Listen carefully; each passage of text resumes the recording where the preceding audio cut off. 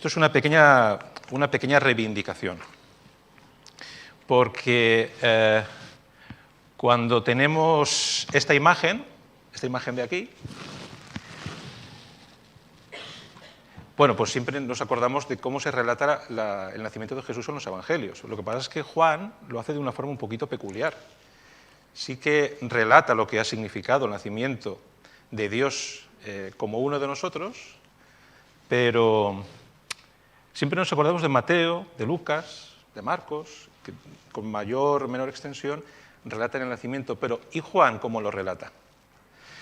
No sé si al ver esto, a ver esta imagen, a algunos se queda un poco, no habíamos pasado ya el día de Navidad. Es que estas imágenes, permitidme la expresión, bastante edulcoradas, cansan un poquito a veces, ¿no? Cansan un poquito. Nosotros estamos continuamente recordando que debajo de estas imágenes hay muy buena intención y se está recordando algo de importancia vital para el ser humano.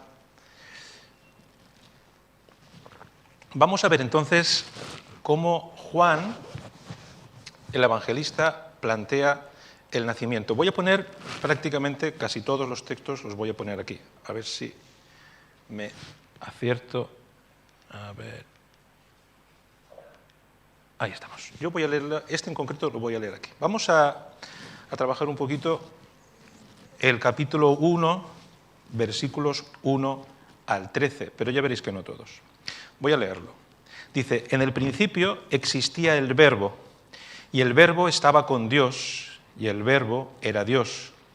Él estaba en el principio con Dios. Todas las cosas fueron hechas por medio de Él, y sin Él nada de lo que ha sido hecho fue hecho. En Él estaba la vida, y la vida era la luz de los hombres. Y la luz brilla en las tinieblas, y las tinieblas no la comprendieron. Vino al mundo un hombre enviado por Dios, cuyo nombre era Juan. Este vino como testigo para testificar de la luz, a fin de que todos creyeran por medio de él. No era él la luz, sino que vino para dar testimonio de la luz. Existía la luz verdadera, que al venir al mundo alumbra a todo hombre. En el mundo estaba, y el mundo fue hecho por medio de él, y el mundo no le conoció. A lo suyo vino, y los suyos no le recibieron.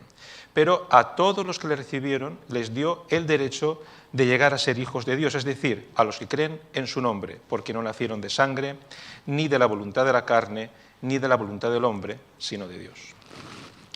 Vale, los que hemos leído la Biblia con una cierta frecuencia, o venimos a la iglesia con cierta frecuencia, sabemos que estos versículos, o sea, solamente con el primero, ya podíamos estar aquí como 6 o 7 domingos, solo con el primero. Este primer capítulo de Juan tiene una profundidad teológica.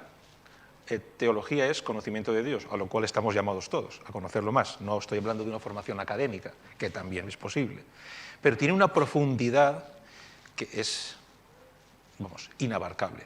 Entonces, normalmente cuando nos ponemos frente a este texto, nos puede dar un poquito de incomodidad.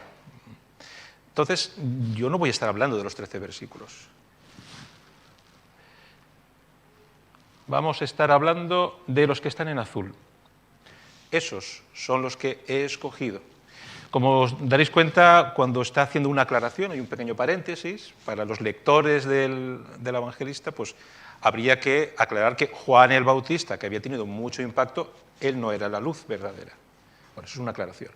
Entonces, esos versículos que están en azul son los que vamos a tratar a continuación.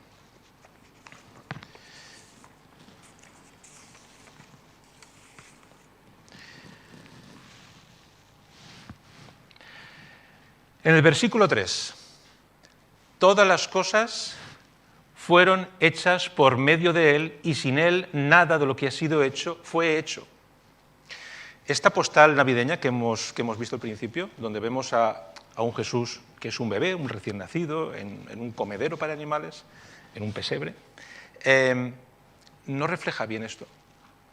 Nos da una imagen que no cuadra y no nos ayuda a entender esto. Hay un texto en la Biblia que nos lo ayuda a entender muchísimo mejor, uno de muchos. Lo tenemos en Colosenses. Está hablando del Señor Jesús y dice lo siguiente.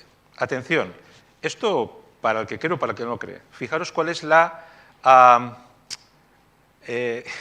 cuál es la postura de la palabra de Dios respecto a Jesús de Nazaret. Porque en él, en Jesús, fueron creadas todas las cosas, tanto en los cielos como en la tierra, visibles e invisibles, ya sean tronos o dominios o poderes o autoridades. Todo ha sido creado por medio de él y para él. Y él es antes de todas las cosas, y en él todas las cosas permanecen. Esto lo he dicho alguna vez, yo creo que lo repetiré porque la imagen creo que vale. A veces tenemos una idea, los que creen en Dios, hay gente que no cree, y ahí se acaba la historia, los que creen en Dios, a veces tenemos la idea que es como una especie de gran juguetero cósmico que creó todo un universo, le dio cuerda y lo echó a andar. No es así, no es eso. Dios no está observando a ver qué tal van las cosas.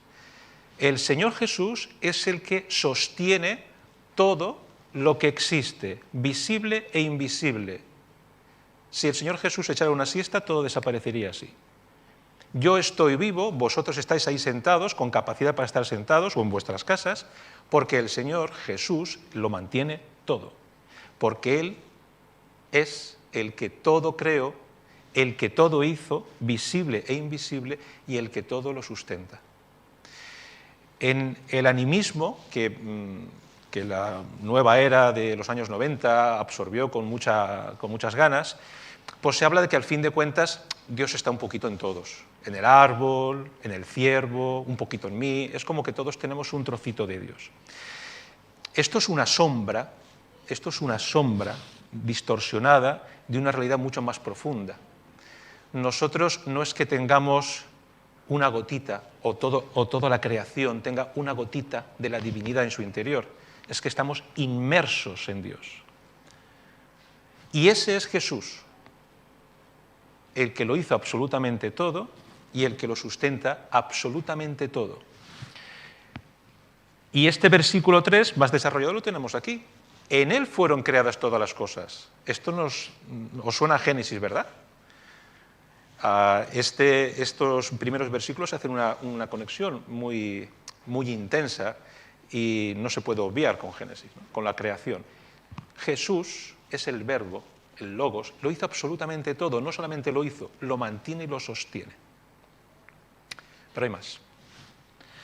El versículo 4, en él estaba la vida y la vida era la luz de los hombres. Vamos a Génesis. En Génesis 2:7 dice, entonces el Señor Dios formó al hombre del polvo de la tierra y sopló en su nariz el aliento de vida. Y fue el hombre un ser viviente. Dios es el que da vida, vida con mayúsculas. Y esto nos está empezando a preparar para una verdad, un tipo de vida que sobrepasa lo que podemos ver y palpar. En Efesios 2, el versículo 1 dice, y Él, habla a todos los que hemos confiado en Él, creído en Él como nuestro Señor y Salvador, Él os dio vida a vosotros, que estabais muertos en vuestros delitos y pecados. Si la sensación es que voy un poco rápido, es cierto, es una sensación cierta, porque me quiero parar después en 2 versículos, 3, pero esto es tremendamente importante que lo tengamos claro.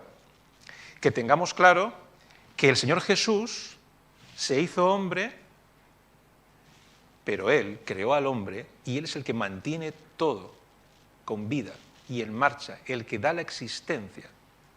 En ese Dios creemos, en este Jesús creemos. Este es Jesús, el que nació en Nazaret y luego murió en la cruz y luego resucitó.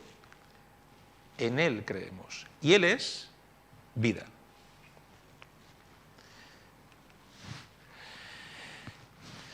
Pasamos al versículo 5. Aquí ya vamos a empezar a frenar un poquito más despacio. El versículo 5 dice, y la luz brilla en las tinieblas, y las tinieblas no la comprendieron. ¿Veis que comprendieron? Está tachado.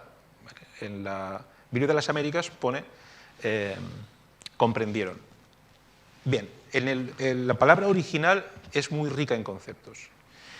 Y otras traducciones se acercan más a lo que aquí se está hablando. Esta podríamos sustituir por las tinieblas no la pudieron sofocar, hablando de la luz, las tinieblas no prevalecieron contra ella, no prevalecieron contra la luz, o las tinieblas no la pudieron apagar. Vale.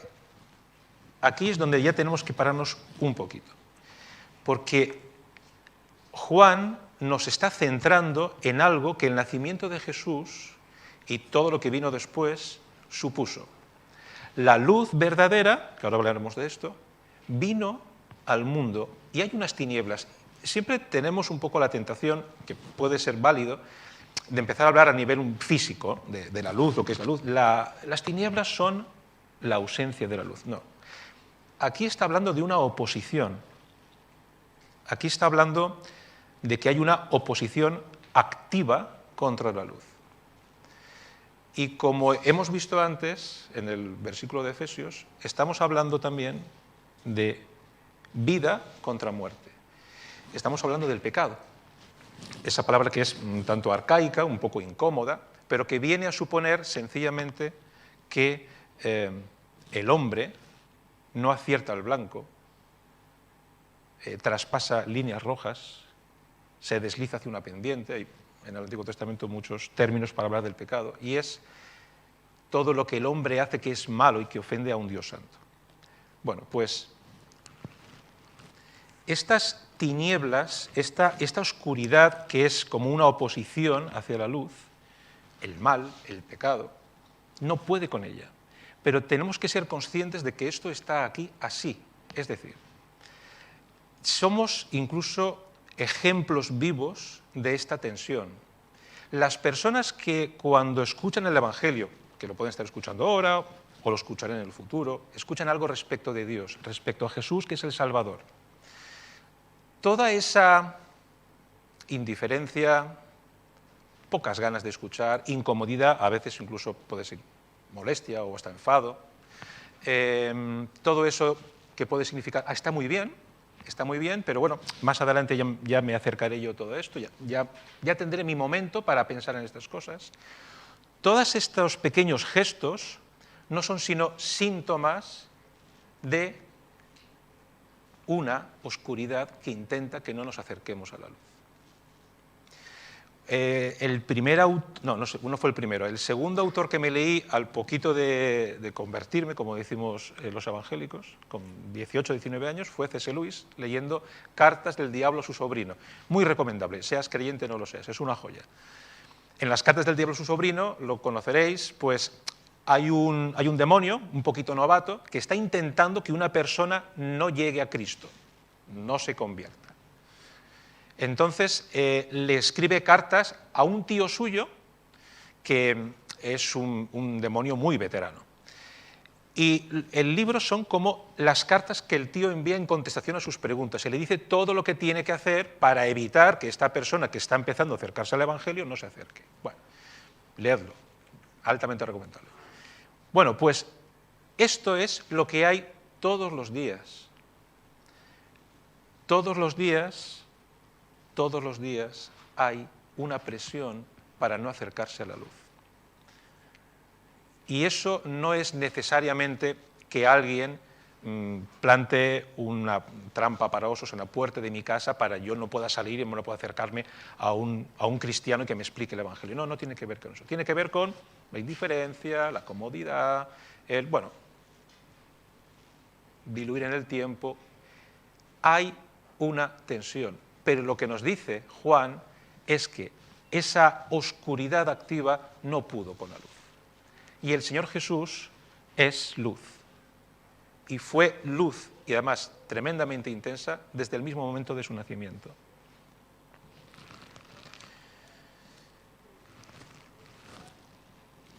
Pasamos al siguiente versículo que vamos a tocar. Como está muy oscuro esta representación de las tinieblas y la luz, no se va a ver demasiado. Pero sí que hay una cosa que me gustaría que viéramos. Vamos a ir otra vez al principio. Fijaros. Permitidme que vuelva aquí. Vale, ahí estamos. Esta imagen tan luminosa que, por cierto, el bebé se parece mogollón a Caleb, o me lo hace a mí la vista. cuando era más chiquitito. No me digáis que no. Igual Dani y Marta, pues no sé, lo han puesto de modelo y yo no me he enterado. Pero, vale, aquí está representado pues, el Señor Jesús, habiendo nacido.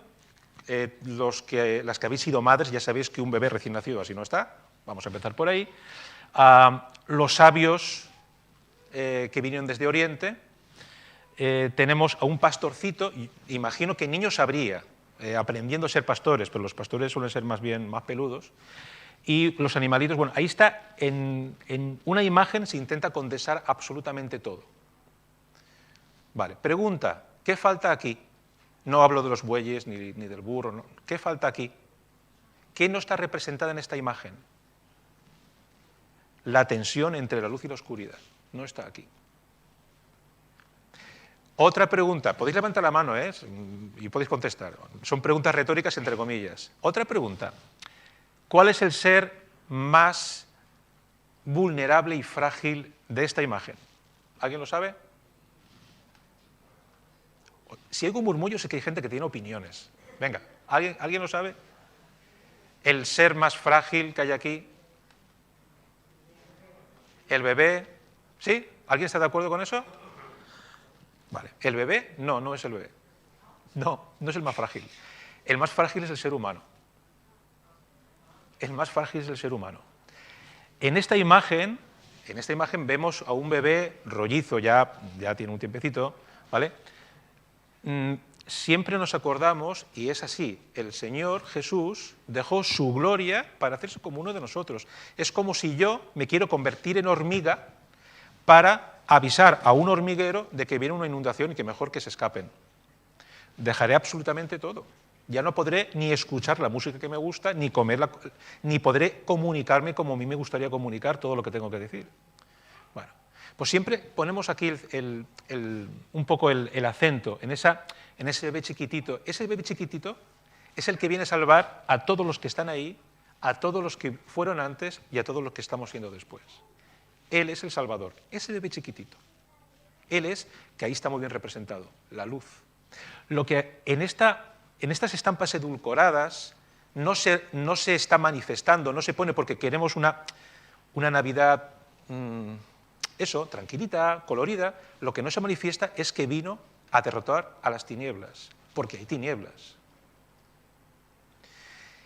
Entonces, esto es otro ejemplo de cómo el ser humano lava, bueno, sería lo contrario de lavar, el ser humano trata de modificar el mensaje para que no sea tan incómodo. Y esto es un ejemplo de lo que yo estoy hablando. Es decir, no hace falta no es necesario ser una persona muy mala. De lo que estamos hablando es de que efectivamente hay unas tinieblas, pero la luz es más fuerte que ellas, la luz que es Dios. Lo que no podemos perder de vista es que seas creyente, que los creyentes ya sabemos que también tenemos que pelear, o seas no creyente, aunque no creas, tienes que saber que hay seres interesados en que tú no creas. Entonces hay que hacer un esfuerzo para ir hacia adelante. Hay más. Existía la luz verdadera que al venir al mundo alumbra a todo hombre. Esta luz tiene, según este versículo, dos características: que alumbra a todo hombre y que es verdadera. Vamos allá.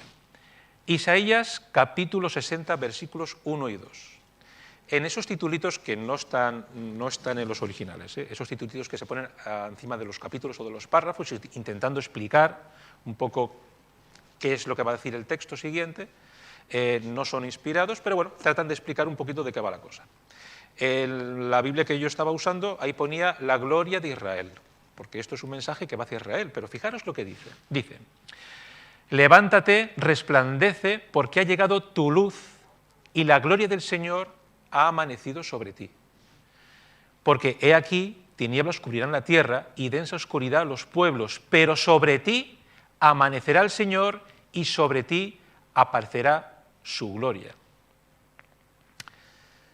Los israelitas tenían bastante claro que ellos, siendo el pueblo escogido por Dios, pues iban a recibir, digamos, un poco las primicias, ¿no?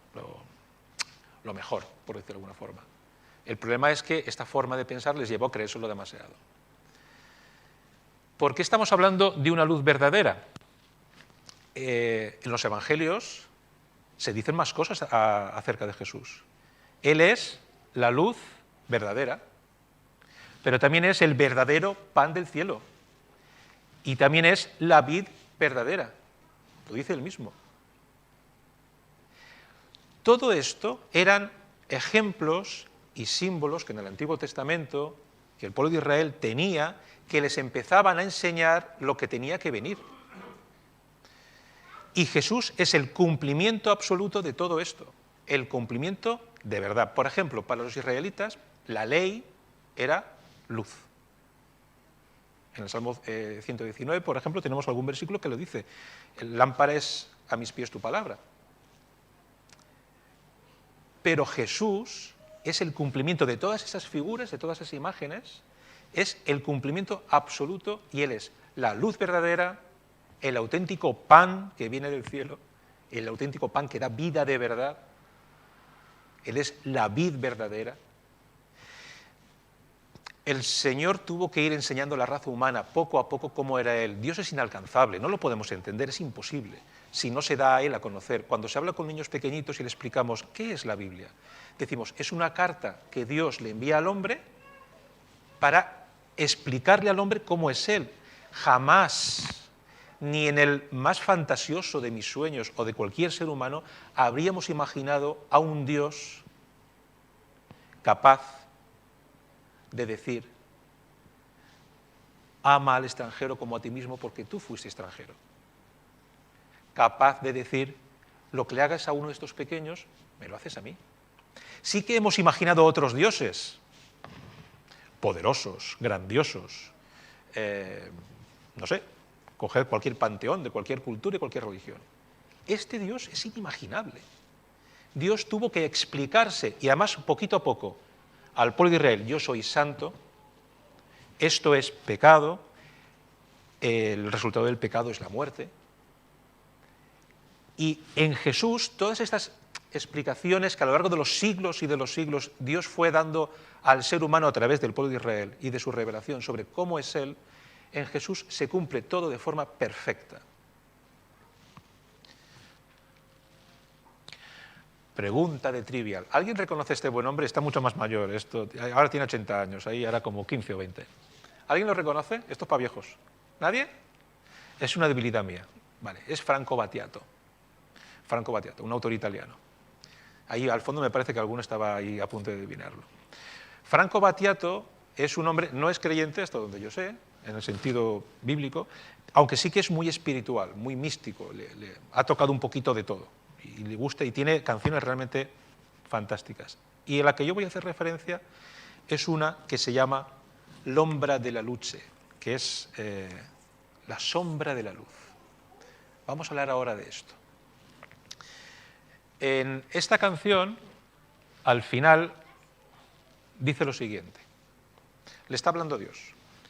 Recuérdame lo infeliz que me siento lejos de todas tus leyes. ¿Cómo no malgastar el tiempo que me queda? Y no me dejes nunca más, no me dejes nunca más. Porque la paz de ciertos monasterios o la armonía vibrante de todos mis sentidos solo son la sombra de la luz. ¿Y esto a qué viene? Estamos hablando de la luz verdadera y ahora vamos a hablar de la sombra de la luz. Apenas 2 minutos.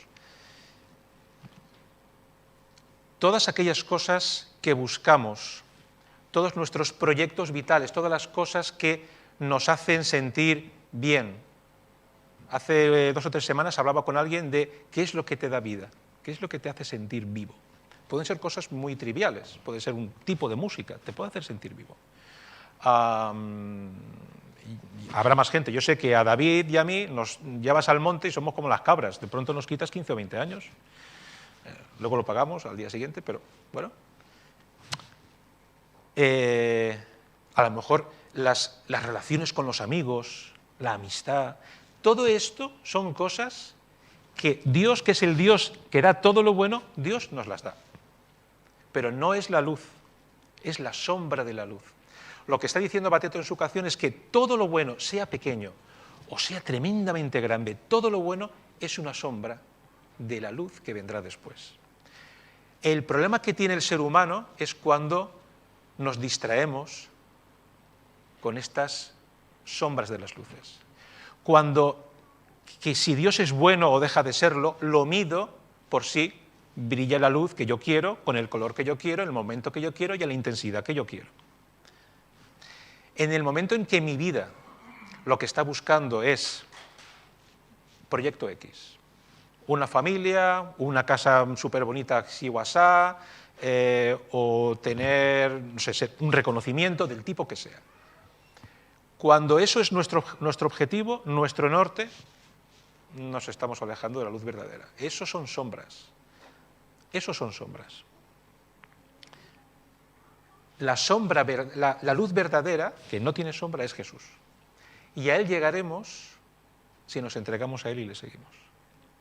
Y en Él estaremos. De modo que este relato que hace Juan, estos versículos, son al mismo tiempo una advertencia. Una advertencia para que no nos distraigamos, para que busquemos la luz verdadera. Y ahora venimos al drama.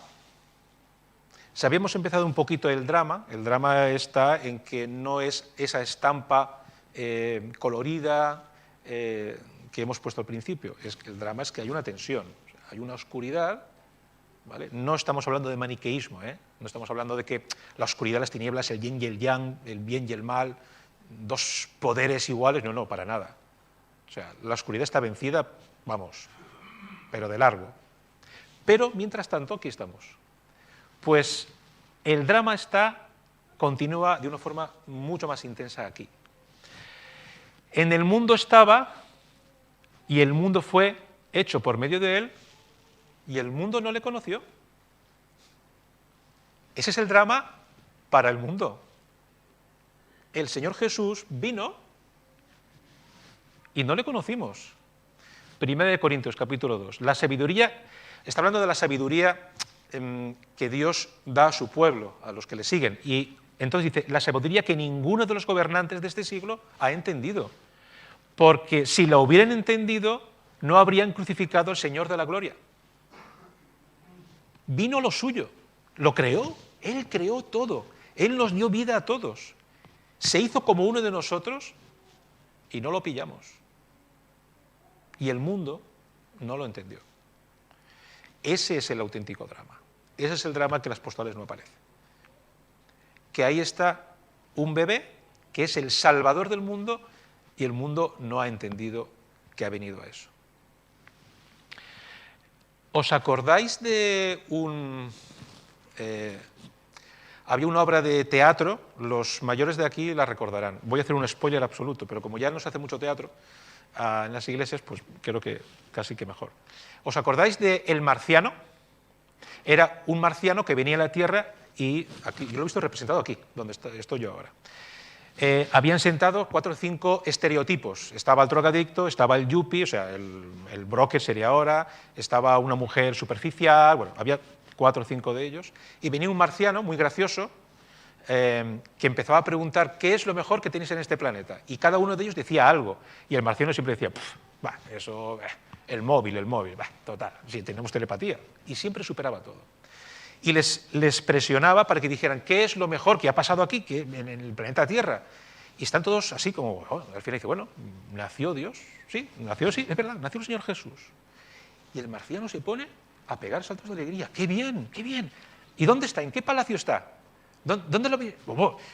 Tendrá, millones de adoradores, quiero ir ahí también para adorarle.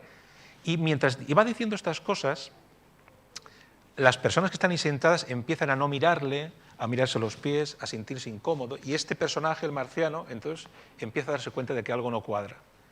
Y entonces, al final dice, pero, ¿qué habéis hecho? ¿Qué habéis hecho con el Hijo de Dios? Y uno se atreva y dice, lo matamos. Eso muy resumido. Pues vino al mundo, creado por Él, sustentado por Él, Él es la vida con mayúsculas, y el mundo no le conoció.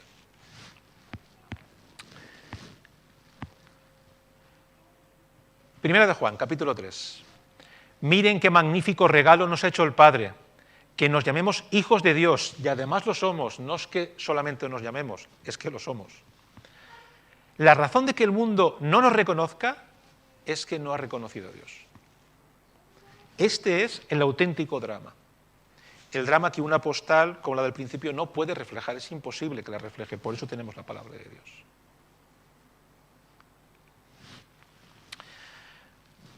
Un drama un poco más concreto. A lo suyo vino y los suyos no le recibieron. En el original, cuando dice lo suyo, es a lo que es su posesión. Es como decir, yo vengo a mi casa, es mi casa. O entro en mi huerto, es mi campo comprado, mi casa hecha por mí. Vengo a lo que es mío. Y los suyos no le recibieron. ¿Os acordáis de esto? Levántate, resplandece, porque ha llegado tu luz y la gloria del Señor ha amanecido sobre ti. ¿Os acordáis de esto? Que el pueblo de Israel decía, bueno, no lo entendieron. ¿Y qué es lo que hizo el pueblo de Israel? Con la gloria de Dios, como pueblo, que aceptaran a Jesús como Salvador, judíos, hubo, empezamos por los discípulos y hubo un montón, pero como pueblo y como nación no lo entendieron. Entonces, a lo suyo vino y los suyos no lo recibieron. De modo que estamos aquí, nos acercamos al final, estamos aquí ante lo que Juan presenta, como yo lo llamaría, algo dramático. Es decir, la luz de la vida, el que todo creó, absolutamente todo, el que nos creó a todos nosotros, el que nos sostiene, vino al mundo, se hizo como uno de nosotros y no lo pillamos. Las tinieblas, es decir, todo lo que es una oposición hacia Dios, no pueden con Él. El problema está en que nosotros no lo entendimos, el ser humano no lo entendió. Pero a todo esto hay algo que es maravilloso y es fantástico.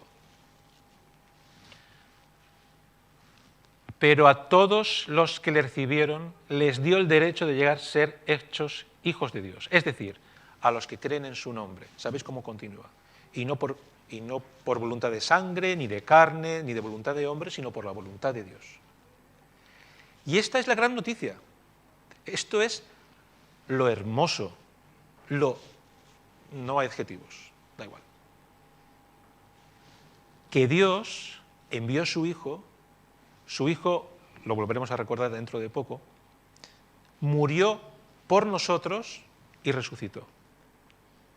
Y está abierta la puerta al Padre, a tener una relación con Dios Padre como hijos suyos. Y esto es algo que supera cualquier drama, cualquier oscuridad. Esto es la luz que brilla a pesar de que aquí, en este mundo, nosotros vamos con los ojos un poquito turbios. Hubo un teólogo francés que decía, no somos seres humanos en un viaje espiritual, somos seres espirituales en un viaje humano. Lo que hagamos en este viaje es importantísimo. ¿Qué harás con Jesús? ¿Qué harás con lo que Él hizo por ti? ¿Lo vas a aceptar como tu Señor y Salvador? ¿Vas a poner tu corazón delante de Él para que Él lo sane para siempre?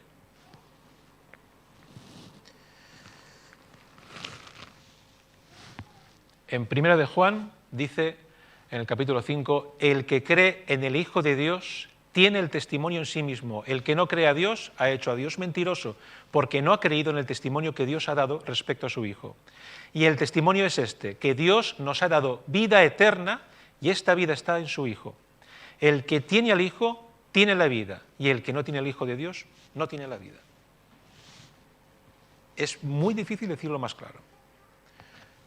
Vida con Cristo, sin Él no la hay, por mucho que nos lo parezca, por mucho que nos parezca que tenemos una vida plena y puede ser incluso hasta satisfactoria, podemos sentirnos felices. Dios nos dice, sin Cristo no hay vida.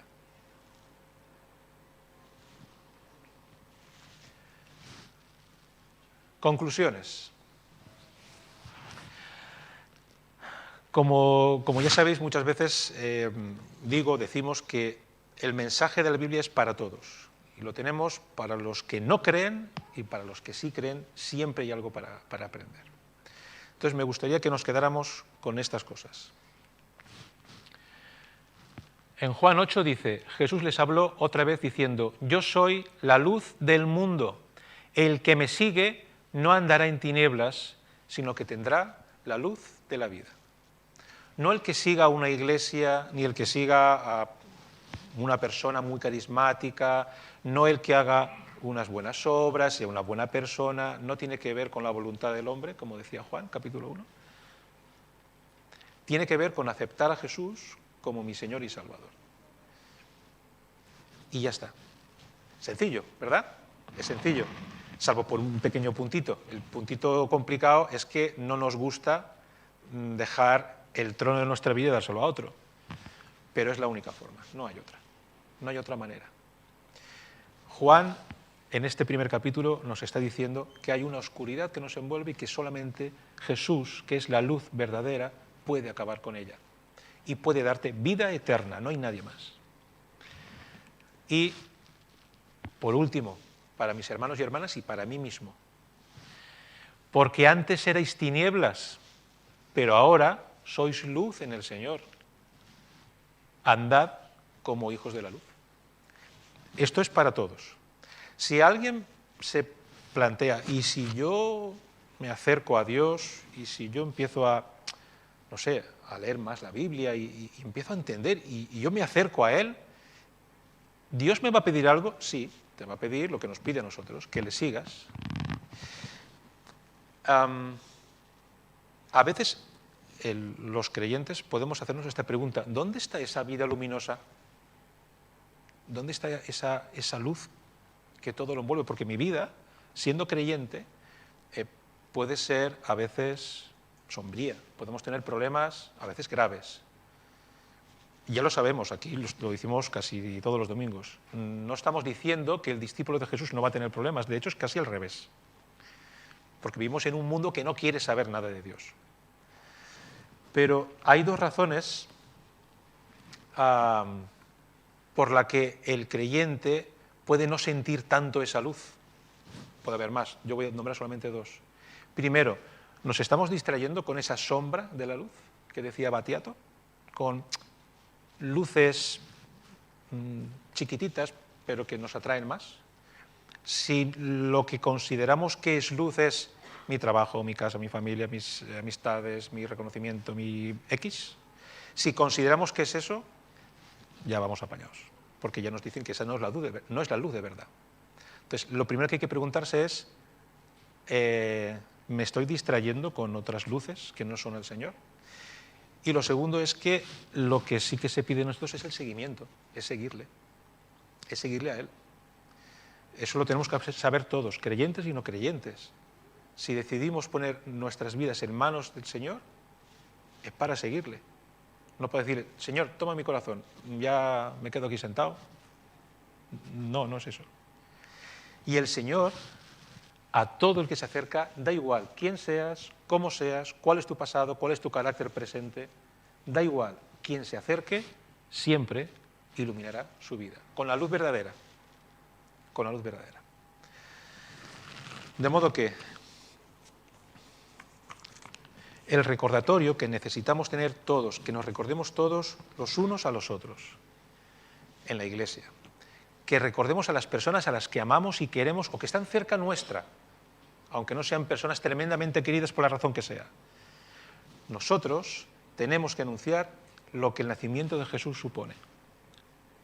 Que Dios vino al mundo y derrotó a la muerte y es la única fuente de vida de verdad, la verdadera, la vida de verdad, la vida eterna.